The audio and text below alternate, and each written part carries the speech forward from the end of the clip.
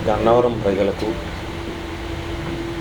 పాత్రికేయ మిత్రులకు అందరికీ కూడా నమస్కారం.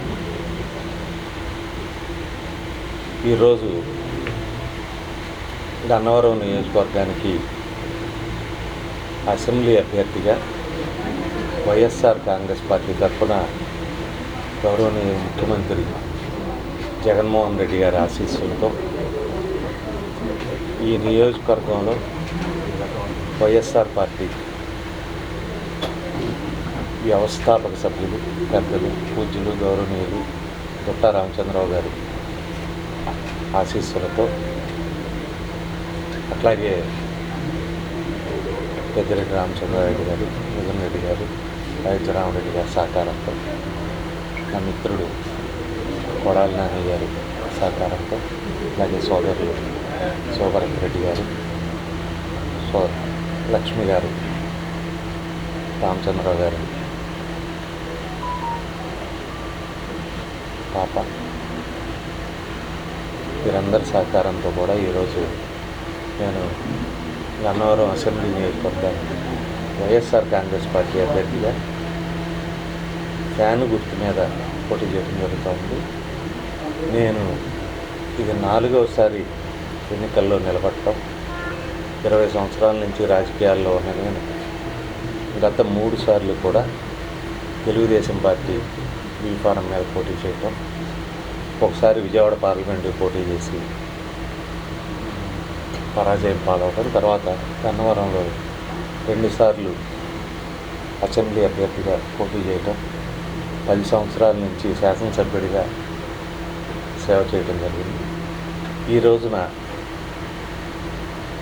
వైఎస్ఆర్ కాంగ్రెస్ పార్టీ తరఫున ముఖ్యమంత్రి జగన్మోహన్ రెడ్డి గారు చేస్తున్నటువంటి మంచి పనులు, అంటే పేద బడుగు బలహీన వర్గాలకి ఆయన చేస్తున్న సహాయం, ఈ వర్గాలని ఆర్థిక స్వావలంబన దిశగా, అట్లాగే సాంఘిక, ఆర్థిక, రాజకీయ పరంగా వీళ్ళందరినీ కూడా ఎంపవర్ చేసే దిశగా, అంటే ఒట్టి మాటలు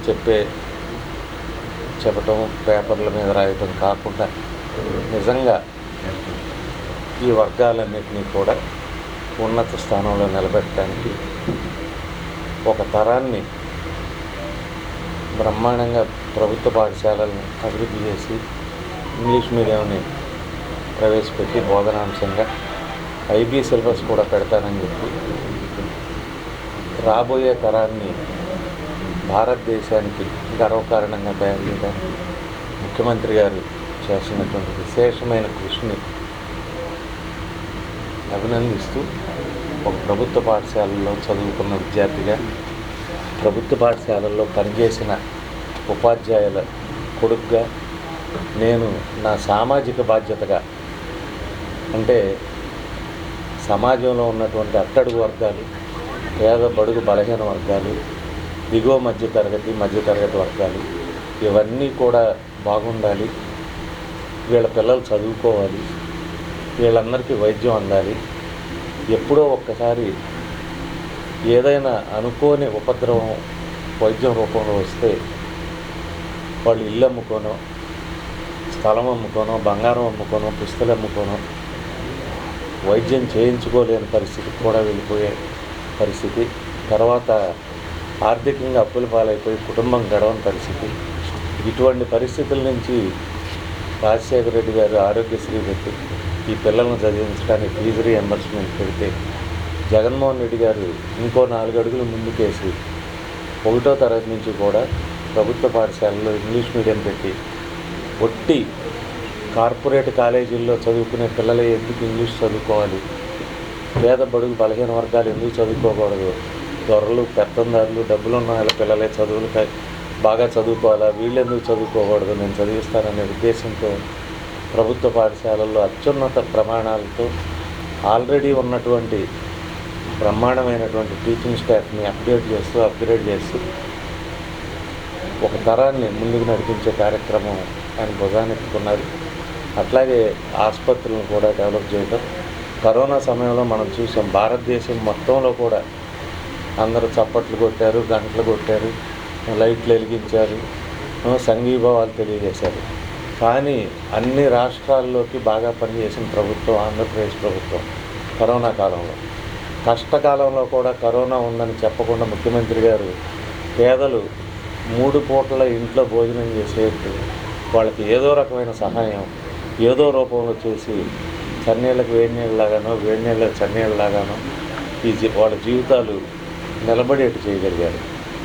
ఇది మానవ వనరుల అభివృద్ధి అంటారు. చాలామంది అంటారు రోడ్డు వేయలేదు, వంతెన కట్టలేదు. రోడ్డు వేస్తే మళ్ళీ 4 ఏళ్ళకి అదే రోడ్డు తిరిగి వేయాలి. వంతెన కడితే మళ్ళీ కూలి చేసి 10 ఏళ్ళకు 20 ఏళ్ళకు మళ్ళీ ఇంకో వంతెన కట్టాలి. అదే ఒక పిల్లవాడు చదువుకుంటే, ఒక తరం చదువుకుంటే అతని కుటుంబం బాగుపడుతుంది, తర్వాత తరాలు బాగుపడతాయి. దాని ద్వారా ఆ ప్రాంతం, ఆ రాష్ట్రం, ఆ దేశం బాగుపడేటువంటి ఇది ఉంటుంది. ఇది శాశ్వతమైన అభివృద్ధి. దీనికి ఎక్కడా కూడా రిపేర్లు ఉండవు, దీనికి ఎక్కడా కూడా మెయింటెనెన్స్లు ఉండవు. కాబట్టి ఈ కుహనా మేధావులు, పెత్తందారులు, డబ్బు ఉన్నవాళ్ళు ఏసీల్లో కూర్చొని పేద బడుగు బలహీన వర్గాలు ఎప్పుడు కూడా మన ఇళ్ల ముందు నిలబడాలి. ఏదైనా ప్రభుత్వం నుంచి సంక్షేమ పథకం రావాలంటే నా ఇంటికి వచ్చి చెప్పులు ఇడిచి ఆత్మగౌరవాన్ని కోల్పోయి తలకాయ ఉంచుకొని నా కాళ్ళు పట్టుకొని బతిమలాడాలి. అటువంటి పరిస్థితి లేకుండా చేశాడు జగన్మోహన్ రెడ్డి. మా ఇంటి దగ్గరికి ఎవడో రావట్లేదు, పింఛన్ ఇమ్మని ఎవడో మా దగ్గరికి వచ్చి బతిమలాడట్లేదు, రేషన్ కార్డు ఇమ్మని ఎవడో కూడా మా దగ్గరికి వచ్చి చెప్పులు ఇచ్చి బతిమలాడట్లేదు. లేకపోతే ప్రభుత్వం నుంచి వచ్చే ఏ సహాయ పథకం కానీ ఇళ్ల స్థలం కానీ ఇవ్వమని వాళ్ళు వచ్చి కొంగుజాచి మమ్మల్ని అడగట్లేదు. మా విలువ పోయింది, మా పెత్తందారులు బతకలేకపోతున్నాం, మా పరువు పోయింది. ఇదివరకు ఎక్కడికి వెళ్ళినా కూడా 10 మంది వచ్చి మాకు గుంపులుగా సహాయం అడిగేవాళ్ళు. ఇప్పుడు వాళ్ళకి ఇంటికే సహాయం చేస్తూ ఉన్నాడు ముఖ్యమంత్రి గారు. లబ్ధిదారులు, జెన్యూన్ లబ్ధిదారులు, కుల మతాలకు అతీతంగా, రాజకీయ పార్టీలకు అతీతంగా వాళ్ళు ఏ పార్టీకి వేసినా, ఏ కులం వాళ్ళైనా, అగ్రకులాల వాళ్ళైనా కూడా పేదవాళ్ళు అయితే వాళ్ళందరినీ కూడా సపోర్ట్ చేస్తే ముఖ్యమంత్రి గారు వాళ్ళందరినీ ఏ రకంగా చూసుకోవాలి అనేది మాకు గుంపులుగా సహాయం అడిగేవాళ్ళు. ఇప్పుడు వాళ్ళకి ఇంటికే సహాయం చేస్తూ ఉన్నాడు ముఖ్యమంత్రి గారు. లబ్ధిదారులు, జెన్యూన్ లబ్ధిదారులు, కుల మతాలకు అతీతంగా, రాజకీయ పార్టీలకు అతీతంగా వాళ్ళు ఏ పార్టీకి వేసినా, ఏ కులం వాళ్ళైనా, అగ్రకులాల వాళ్ళైనా కూడా పేదవాళ్ళు అయితే వాళ్ళందరినీ కూడా సపోర్ట్ చేస్తే ముఖ్యమంత్రి గారు వాళ్ళందరినీ ఏ రకంగా చూసుకోవాలి అనేది ప్రతి కుటుంబానికి ఒక పెద్ద కొడుకులాగా, ఒక అన్నలాగా, తమ్ముళ్ళలాగా, ఒక మనవళ్ళలాగా, ఒక మిత్రుడిలాగా, స్నేహితుడిలాగా ఆ కుటుంబాలని, కొన్ని లక్షల కుటుంబాలని ఈ ముఖ్యమంత్రి గారు ఆదుకుంటా ఉన్నాడు. నేను గతంలో తెలుగుదేశం పార్టీలో 20 సంవత్సరాలు పనిచేశాను సుమారుగా. అంటే పోటీ చేసిన కాలం కానీ, అంతకుముందు యాక్టివ్గా ఉన్న కాలం కానీ ఎప్పుడూ కూడా కనీ విని ఎరుగనటువంటి కార్యక్రమాలు ఇవి. మేము ఎప్పుడు కల్లో కూడా అనుకోలే ఒక రాష్ట్ర ప్రభుత్వం ప్రజలకు ఇంత మంచి చేయగలదు, ఇంత మంచి చేయగలదా అని. నేను నవరత్నాలు మేనిఫెస్టో చూసినప్పుడు కూడా పోయినసారి ఎన్నికలకు ముందు మేధావులను అడిగితే దేవుడు దిగి వచ్చిన చేయలేడు వంశీ ఇవన్నీ అని అడిగారు. అది చెప్పారు నాకు. నిజంగా దేవుడు దిగి వచ్చినట్టే జగన్మోహన్ రెడ్డి గారు అవన్నీ 5 సంవత్సరాలుగా చేసి చూపెట్టారు. మొదటి సంవత్సరం ఏమన్నారంటే 6 నెలలు ఇస్తారు, తర్వాత ఏ కుటుంబానికి సహాయం చేస్తాడు, ఏముండదు అన్నారు. తర్వాత 1 సంవత్సరం ఇస్తాడన్నారు. ఇంతలో కరోనా వచ్చింది, అయిపోయింది రాష్ట్రం అన్నారు. తర్వాత 3వ సంవత్సరంలో రాష్ట్రం శ్రీలంక అయిపోయింది అని అల్లరి మొదలుపెట్టారు. అప్పుల పాలైపోయింది, మనందరం నెత్తి మీద ఎంత ఉంది, ఎవడో వచ్చి మన అప్పులు కట్టమంటాడు అని వీళ్ళందరూ గతంలో అప్పులు కట్టినట్టు బాగా అనుభవం ఉన్న వాళ్ళలాగే మేధావులంతా చెప్పారు. 4వ సంవత్సరం వచ్చేపాటికి ఏం చెప్పాలో తెలియక మేము ఎక్కువ ఇస్తాం, ఆయన ఇచ్చిన దానికన్నా 2 రెట్లు ఇస్తాం, 3 రెట్లు ఇస్తాం, 4 రెట్లు ఇస్తామని భాగ్యలక్ష్మి బంపర్ లాటరీకి చెబుతారు కదా. రూపాయి టికెట్ కొనండి 1,00,000 ఇస్తాం, 10 రూపాయల టికెట్ కొనండి 50,000 ఇస్తాం. అట్లా చంద్రబాబు నాయుడు గారు ఇప్పుడు ఏం చెబుతున్నారంటే, మీరు ఇంట్లో 4 ఉంటే అమ్మఒడి, 5 ఉంటే అమ్మఒడి, 6 ఉంటే అమ్మఒడి. ఇప్పుడు ఆయన కోసం గబగబా 5-6 కానీ వీళ్ళు పాఠశాలలకు వచ్చి వాళ్ళు వచ్చేదాకా ఈ చంద్రబాబు నాయుడు గారు కాటికి వెళ్లకుండా ఉండి ఇదంతా జరిగే పని. ఇంత గొప్ప మహానుభావుడు చంద్రబాబు నాయుడు గతంలో ఒక సైకిల్ ఇవ్వలేకపోయాడు స్కూల్ పిల్లలకి.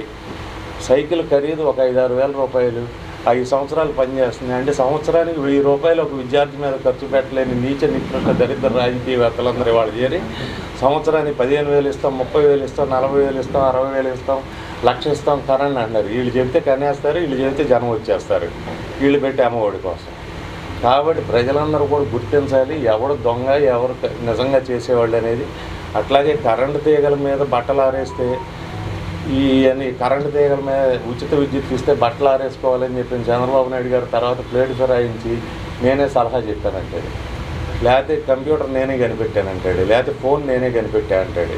జగన్మోహన్ రెడ్డి గారు పిల్లల్ని బాగా చదివించుకోండి, ఇంగ్లీష్ మీడియంలో చదివించండి, ఐబీ సిలబస్ ఇస్తాను, మీ పిల్లలందరినీ బాగు చేసుకోండి అంటే ఈయనేమో తమ్ముళ్ళు సాయంత్రానికి మంచి సరసమైనటువంటి నాణ్యమైన ధరలకు నారావారి సారా పోస్తారంటాడు. ఇక్కడే తెలుస్తాను కదా ఎవరు దార్శనికుడు ఎవడు దరిద్రుడు అనేది. కాబట్టి అందరూ కూడా ఆలోచించాలి. స్వాతంత్రం వచ్చినటువంటి 70 సంవత్సరాల కాలంలో ఏ ప్రభుత్వం ఇంత మంచి చేసింది? ఎవరైనా చెప్పారు తప్పితే చేసి చూపెట్టారా? చేసి చూపెట్టిన ప్రభుత్వం, మీ కష్టాలను ఆదుకున్న ప్రభుత్వం, నేను విన్నాను, నేను చూశాను, నేను ఉన్నాను అని చెప్పి జగన్మోహన్ రెడ్డి గారు ఏ మాట చెప్పాడో దాన్ని తూచా తప్పకుండా చేశాడు. కాబట్టి జగన్మోహన్ రెడ్డి గారిని రక్షించుకోవాల్సిన అవసరం, జగన్మోహన్ రెడ్డి గారిని సపోర్ట్ చేయాల్సిన అవసరం, జగన్మోహన్ రెడ్డి గారిని రాష్ట్రానికి ముఖ్యమంత్రి చేయాల్సిన అవసరం పేద బడుగు బలహీన వర్గాలన్నిటికీ కూడా ఉంది.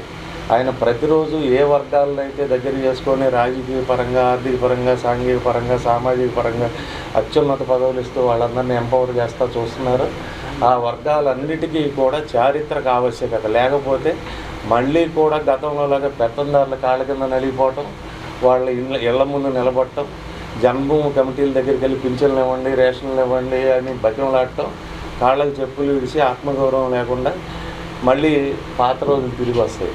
కాబట్టి అందరూ కూడా విజ్ఞప్తితో ఆలోచించాలి.